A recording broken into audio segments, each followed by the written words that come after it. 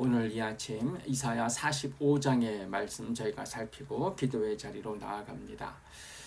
저희가 45장의 내용, 저희 지금 가지고 있는 성경에는 작은 단락들을 많이 구분해 놨는데요.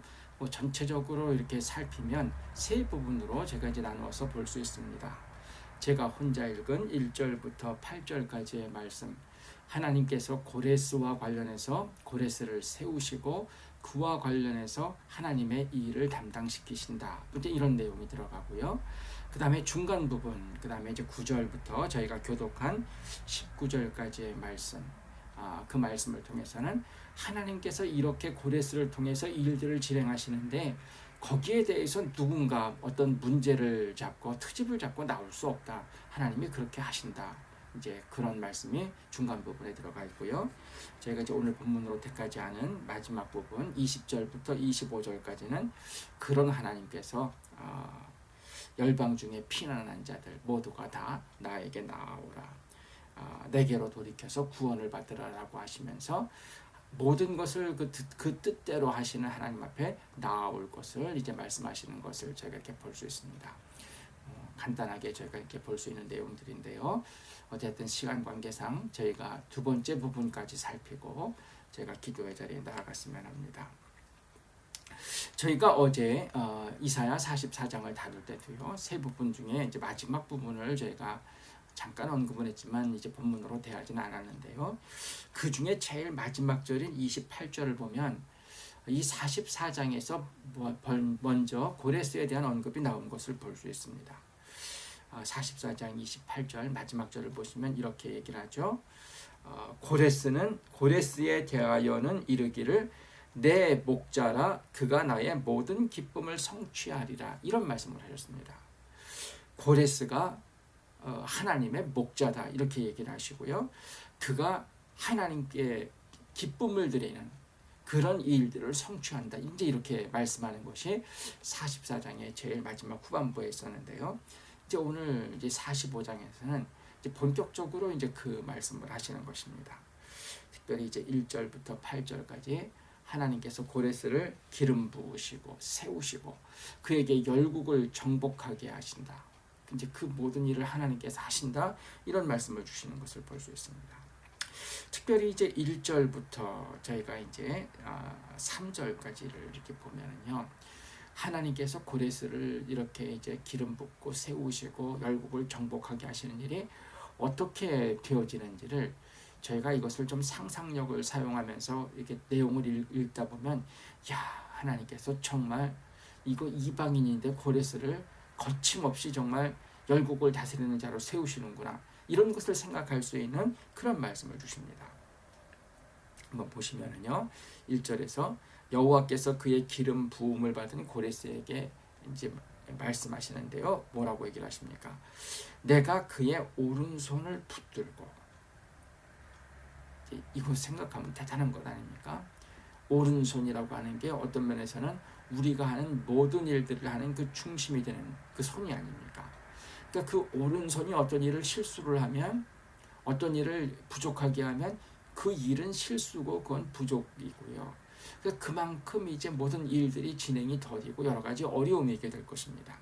근데 그 고레스의 오른손을 하나님께서 붙드신다는 것입니다. 하나님께서 붙드시는 오른손이면 어떻습니까? 이건 실수가 없겠죠. 일들을 하면 이거 풍성하게 다 할 것입니다. 그리고 힘도 있을 것입니다. 하나님께서 그의 오른손을 붙들어 주신다는 것입니다. 만약에 고레스가 전쟁터에서 칼을 가지고 움직이는 일이 있다고 하면요, 물론 이거 바사와 메대의 왕인 어떤 이 고레스가 직접 칼을 휘두르는 어떤 그런 전쟁터 그런 위기 그런 상황이 거의 없겠지만은요, 만약에 그가 손에 칼을 잡고 움직인다고 하면 그 앞에 대적할 수 있는 상대편의 어떤 장수나 이런 사람이 있겠습니까? 없겠죠. 하나님이 그 오른손을 붙잡으시면 이거 하나님이 하시는 일이 되어주시지 않습니까? 하나님이 고레스의 오른손을 붙잡아 주신답니다. 이게 지금 오늘날 우리에게 있으면 이게 얼마나 좋겠습니까? 또 그 다음에 뭐라고 하십니까? 그 앞에 열국을 항복하게 하며 왕들의 허리를 푼다. 이 허리를 띈다, 허리에 허리띠를 띈다, 허리를 단단하게 조인다. 이거는 이제 뭔가 싸우러 나가는 사람의 모습이라고 하면, 허리띠를 푼다고 하면 어떤 것입니까? 이제 일들이 끝났음을 생각하면서 이제 그 모든 것들을 푸는 것 아닙니까? 그런데 이것을 고레스 왕 앞에서 한다. 이거 어떤 것입니까? 항복하는 어떤 그런 상황들 제가 생각할 수 있겠죠. 그렇게 하신다고 하시면서요. 그 다음에 이제 한번 이것을 상상력을 사용하면서 한번 보십시오. 그 앞에서 문들을 열고 성문들이 닫히지 못하게 하리라.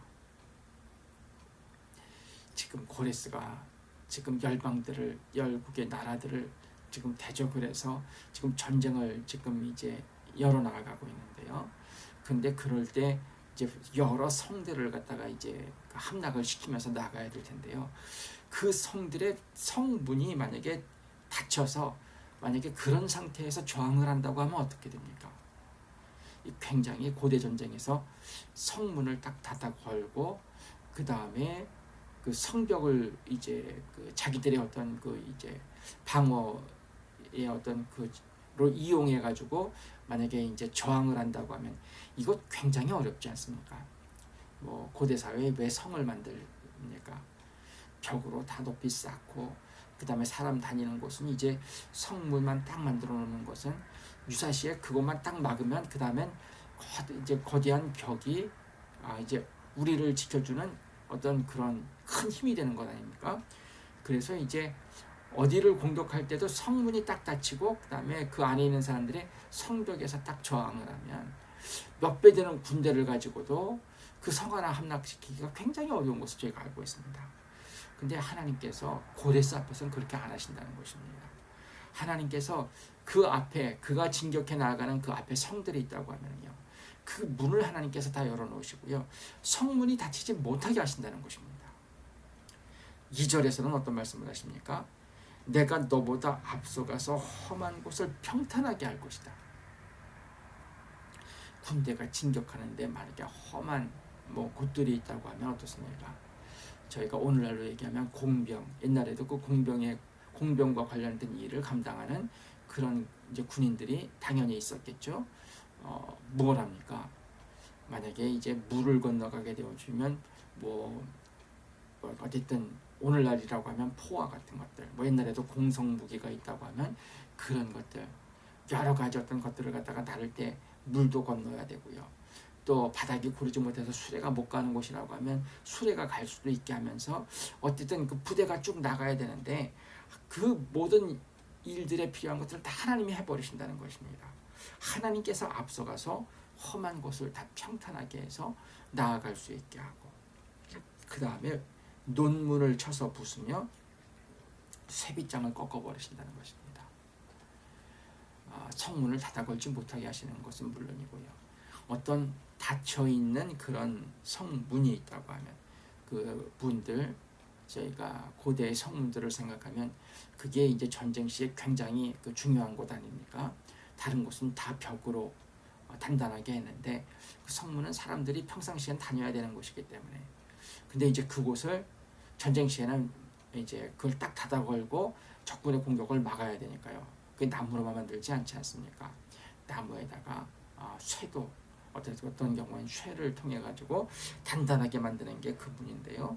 그 논문을 노수로 나무로 만든 문을 보강한 그런 문을 쳐부수고 그 다음에 쇠빗장, 그 문을 닫아 걸 때 사용하는 쇠빗장을 하나님께서 꺾어버리신다는 의미하십니다. 그 고레스 왕의 어떤 그 진격에 아무도 당할 수 없다는 것이죠. 3절은 뭐라고 하십니까? 내게 흑암 중에 보화와 은밀한 곳에 숨은 재물을 줄 것이다. 성을 딱 점령하고 한 나라를 점령했는데요. 근데 이제 그 나라마다 뭔가 가지고 있는 보화와 재물이 있는데 그것들을 다 보이는 곳에서 누구나 다 가져갈 수 있는 곳, 그런 곳에만 두고 있는 나라들은 거의 없을 것 아닙니까? 무언가 나라의 왕이라고 하면, 또 한 나라라고 하면 그 나라의 어떤 정말 그 중요한 보화나 재물 같은 경우에 드러나는 곳이 아닌 어떤 다른 곳에 숨겨두고, 그래서 설사 어떤 어려움이 있다고 하면 그 어려움이 지나가면 그 다음에 다시 활용할 수 있게 하는 그런 일들이 있을 수 있습니다. 근데 고레스 앞에서는 그런 것들이 통하지 않는다는 것입니다. 흑암 속에 감추어 놓은 보화들, 은밀한 곳에 숨겨놓은 재물도 고레스 왕이 다 갖게 하시겠다, 이런 것입니다. 옛날에도 전쟁하려고 하면 이게 뭔가 이제 부라고 하는 것, 뭔가 재산, 그걸 할 수 있는 어떤 이제 재력이라든가 이런 것들이 있어야 되지 않습니까? 군인을 쓴다고 하면 그들 먹여야 되고요. 또 그들에게 어떤 경우에는 봉급도 줘야 되고요. 또 군대에서 봉사하면서 여러 가지 일들이 발생하면 그 일들과 관련해서 가족들에게 뭔가 보상도 하고, 뭐 이런 것들이 있을 때 전쟁이 가능한 것 아닙니까? 그러니까 한 나라가 어떤 그 국간이 만약에 말랐다, 그러면 전쟁할 힘도 없는 것이죠, 사실. 하나님께서 이 모든 일들을 다 하시겠다는 것입니다. 1절부터 3절 소개하면서 오늘 새벽기도 시간이 거의 다 갔는데요. 뭐 이제 이 부분 생각하시면서 오늘은 45장을 대하는 게 중요합니다. 이방인인데 하나님께서 고레스를 하나님의 일에 사용하시면서 이렇게 하신다는 것입니다. 그의 오른손을 붙잡고 그 앞에 성문들이 다 닫히지 못하게 다 열어서 그의 어떤 정복이 거침없게 하시고, 험한 곳은 평탄하게 하시고, 또 뭐 닫혀져 있는 논문, 그다음에 쇠빗장 이런 것 다 열려지게 하고 다 꺾어버리시고, 숨겨놓은 은화나 재물 이런 것들도, 보화와 재물도 다 고레스가 갖게 하는 그런 일들을 하시겠다. 4절부터 6절에는 어떤 얘기를 하십니까? 4절 5절에 재미있는 말씀을 하시죠. 중반 부분에 보면 너는 나를 알지 못하였을지라도, 5절에도 너는 나를 알지 못하였을지라도 내가 이렇게 할 것이다, 하나님께서 얘기하십니다. 그러면서 그 모든 일들을 통해서 저희가 이제 6절 보시면 나밖에 다른 이가 없는 줄을 너로 하여금 알게 할 것이다. 또 3절 후반부에도 이런 말씀하셨죠. 나 여호와가 이스라엘의 하나님인 줄을 내가 알게 하리라. 고레스를 이렇게 세워서 하나님께서 거침없이 세상을 다 지배하는 사람이 되게 하는데, 고레스는 하나님을 알지 못하지만 하나님께서 그 애를 이렇게 사용하시고요. 그래서 그로 하여금 이 모든 일을 하신 분이 하나님이심을 알게 하실 것이다, 이렇게 말씀하시는 것입니다. 그리고는 이제 그 다음에 하시는 말씀이 저희가 7절, 8절에 중심 부분 들어가는 말씀이라고 보면요, 이렇게 일들을 하는 분이 누구시냐?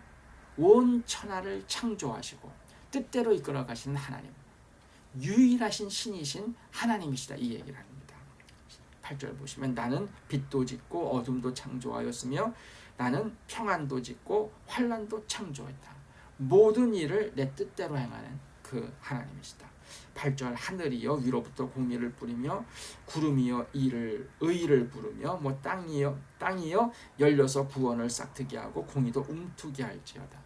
이 모든 일을 다 하나님께서 만들어 나가시는 분이 하나님인 내가 하는 일이다, 이렇게 말씀하시는 것입니다. 중간 부분 9절부터 19절 저희가 이제 여기까지 본문으로 했죠. 이 내용이 어떤 내용이 들어갑니까? 하나님께서 고레스와 관련해서 이런 일들을 한다고 하시니까요, 이런 일을 진행하시니까요, 그것을 보면서 어떤 누군가가 좀 뭐 문제를 제기할 수 있지 않겠습니까? 근데 그럴 때 하나님께서 내가 결정하고 내가 일하는데 너희들이 도대체 무슨 얘기할 수 있느냐, 이런 방식으로 하나님께서 입을 딱 막아버리시는 게 중간 부분입니다. 9절 이렇게 얘기합니다. 질그릇 조각 중 한 조각 같은 자가 자기를 지으신 이와 더불어 다툴진대 화 있을진저 진흙이 토기장이에게 무엇을 만드느냐, 또는 내가 만든 것이 그는 손이 없다 말할 수 있겠느냐. 그러니까 진흙이 토기장이에게 아무 말도 못하지 않습니까? 토기장이가 마음대로 진흙을 가지고 만드는 것입니다. 진흙은 토기장이에게 얘기할 수 없고요. 하나님 앞에서 사람은 질그릇 조각 중 한 조각에 불과한데, 근데 내가 만든 것이 무엇이냐, 그리고 만들 때 왜 손을 그렇게 만들었느냐, 혹은 손이 없느냐, 그런 얘기 할 수 있겠느냐? 못한다는 것이죠. 하나님이 하시는 일에 누가 이런 얘기 저런 얘기 할 수 있겠느냐? 할 수 없다는 것입니다.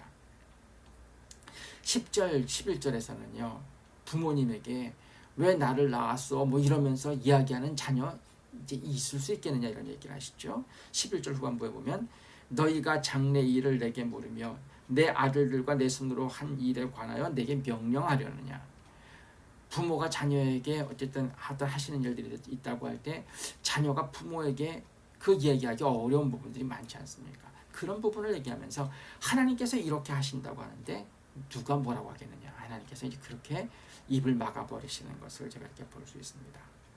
그래서 이제 그 중간 부분 보다 보면 하나님께서 땅도 만들고 뭐 하늘도 창조하시고 그 안에 사람도 만드시고 모든 것을 다 하셨는데 그 하나님이 고레스를 통해서 이런 일을 해 나가시고 하나님을 따르지 않는 자들에게는 이제 그들을 부끄러움에 들어가게 하시지만 이스라엘은 하나님께서 이 모든 일들을 통해서 구원하신다고 할 때 이렇게 해 나간다고 할 때 누가 무슨 말할 수 있겠느냐. 하나님께서 입을 막아버리시는 것을 볼 수 있습니다. 그런 가운데 15절부터 17절은 이런 하나님을 보면서 이제 이런 고백들이 나올 수 있겠죠. 15절 구원자 이스라엘의 하나님이여 진실로 주는 스스로 숨어 계신 하나님이십니다.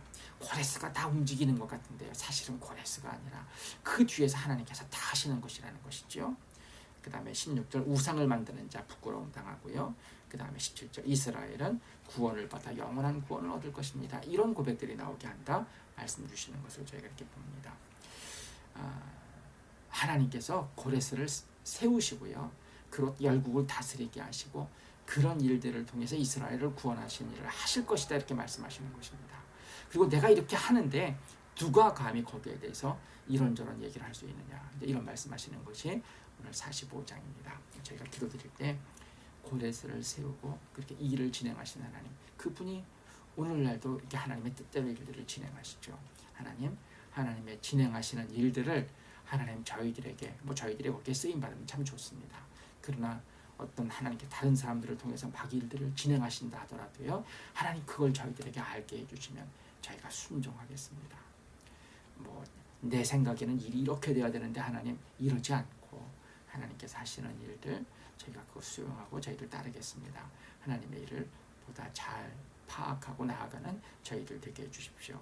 이런 기도의 제목으로 기도드리고 제가 마감 기도하도록 하겠습니다. 함께 기도 드리겠습니다.